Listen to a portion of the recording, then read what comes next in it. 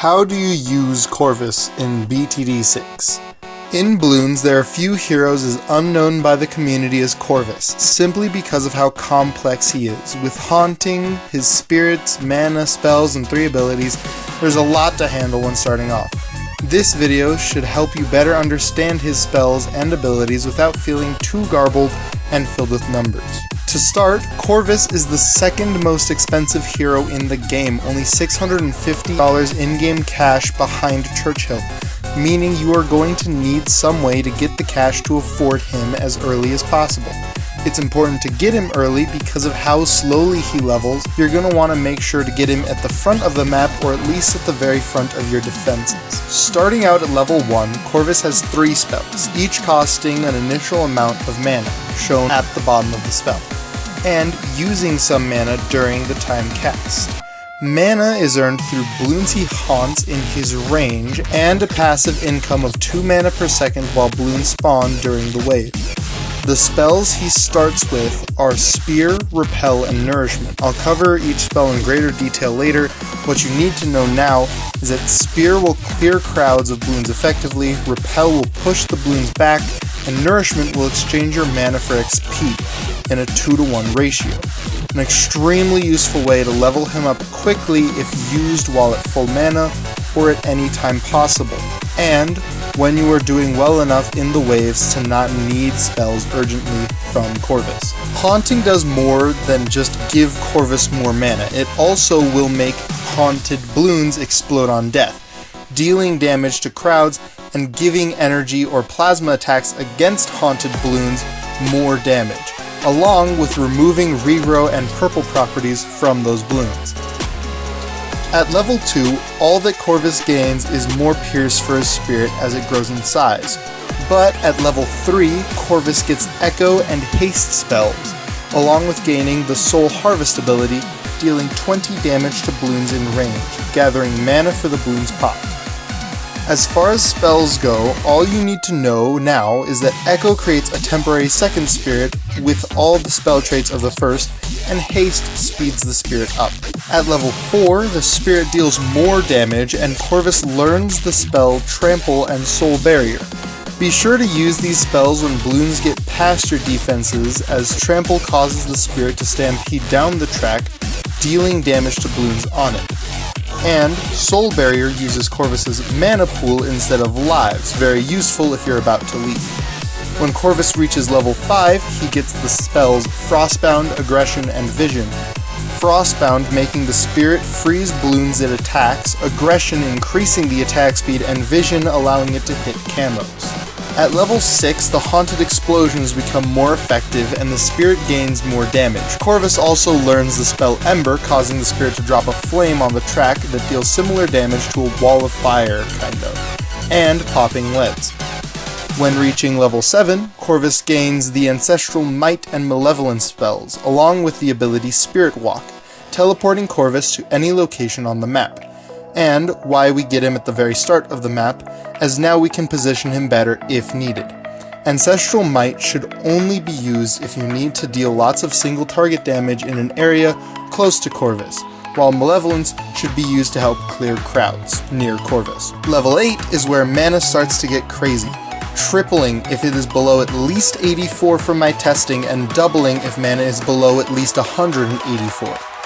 Level 8 also improves the effectiveness of the Haste spell and gives Corvus the Storm spell, causing 2 blades to shoot out from the spirit in a spiraling pattern. At level 9, the spirit damage improves and also gains extra damage to Moabs. Level 9 also buffs the Frostbound and Soul Barrier spells. Level 10, however, gives Corvus his 3rd ability, Dark Ritual, giving Corvus a Ring of Fire that deals good damage and contributes pops into mana. Other than the ability, level 10 also improves the Trample spell and teaches Corvus Recovery, a spell that stops all other spells and reduces their cooldown time. Extremely useful for after using Nourishment, letting Corvus use Nourishment and then cast Recovery, reducing its cooldown, and allowing you to cast Nourishment again quickly. But be careful, as Recovery stops him and the spirit from being able to affect Bloons properly, aside from abilities. At level 11, the spirit deals more damage and moves faster the more mana you have in your mana pool.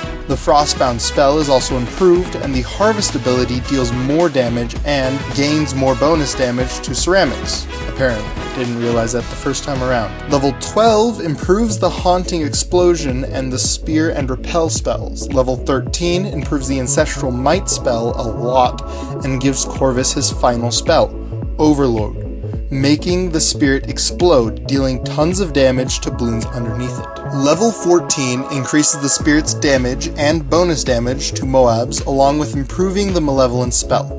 Level 15 improves the Nourishment and Ember spells. Level 16 increases Corvus's range and the spirit's damage. Level 17 improves the Soul Barrier spell, increasing how effective the haunting is, and increasing the haunting's damage. Level 18 improves the Spear and Storm spells. Level 19 improves the Trample spell and allows Moab-class balloons to be haunted. When you finally reach level 20, a lot happens. The spirit damage and bonus damage to Moabs is greatly increased. The Ancestral Might and Overload spells are improved, and the Nourishment spell no longer generates XP, because you don't need that anymore, but rather generates money instead at a 1-to-1 ratio, except for in Deflation and Chimps, obviously. Now that's a lot of information, so how do you use it all to be the most effective with Corvus? All you need to know is that Corvus is one of the slowest levelers in the game, so it is vital to use the Nourishment spell as often and as effectively as possible. Try to time using it with easier waves, like the 40s or early game, where spells are not needed to get farther. Also, try to use the spell when at 800 mana to maximize the amount of mana converted to XP, and the amount of time you can spend building up that XP. We want to level as fast as possible because those later level buffs to spells are insanely good, and it'll help us accelerate and get through rounds easier and easier as we do that. Now I'll try to explain each of the spells in a lot more detail. This is going to be a bit more of a numbers heavy portion of the video, but I will give insights afterwards on a little bit of how spell synergy works. And there should be a timestamp on screen for you there. Spear is a dismissible spell, meaning it'll stay active until either dismissed or another criteria is met, in most cases when you run out of mana. It costs 100 mana to activate and uses 10 mana per second while active. The spell causes the spirit to throw spears, which, when piercing an enemy, create arcs of lightning. The damage of the Spear spell is increased at levels 12 and 18. Repel creates an area around the spirit that pushes balloons back, similarly to how the downdraft upgrade for the Heli works, costing 150 mana to cast, and at level 12, Repel can push back Moabs, but not BFBs, for a quarter of the pushing force. Nourishment converts your mana pool into XP, extremely useful as Corvus is tied for the slowest leveler of the game, converting mana into 2 XP. When you reach level 20, this changes and gives money instead at a 1-to-1 conversion rate, but doesn't work in Deflation or Chimps, again. Echo creates a second spirit with the same spells attached to it as the first, essentially doubling your spell's worth. It's extremely powerful and only costs 300 mana to use. The Haste spell speeds up the spirit, allowing it to move faster and turn sharper for 50 mana, and at level 8, those buffs and improvements improve.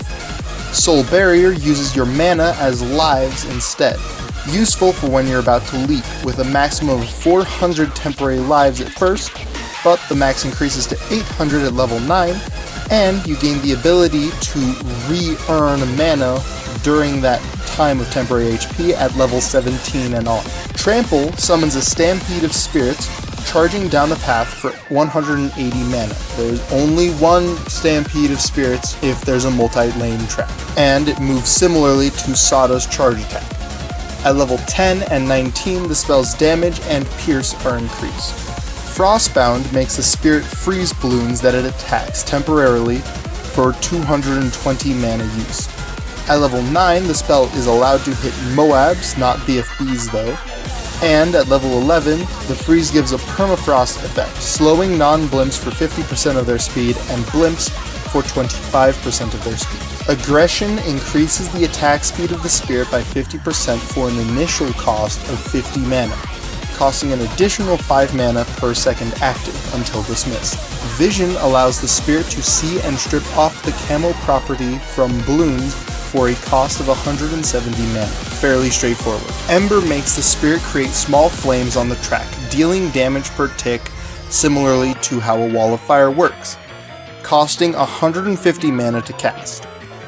At level 15, the time between dropping flames is reduced and the damage of the flames per tick is increased. Ancestral Might merges the spirit with the spellbook, turning into a large hand that attacks slowly but dealing 50 damage to up to 14 enemies at a mana cost of 550. At level 13, the damage of the spell increases to 150, and at level 20 it increases to 300. Malevolence originally costs 60 mana, and drains about 6 mana every second while cast, but merges the spirit with Corvus and generates a ring of fire around him, dealing 2 damage every 0.3 seconds with an additional 1 damage to ceramics.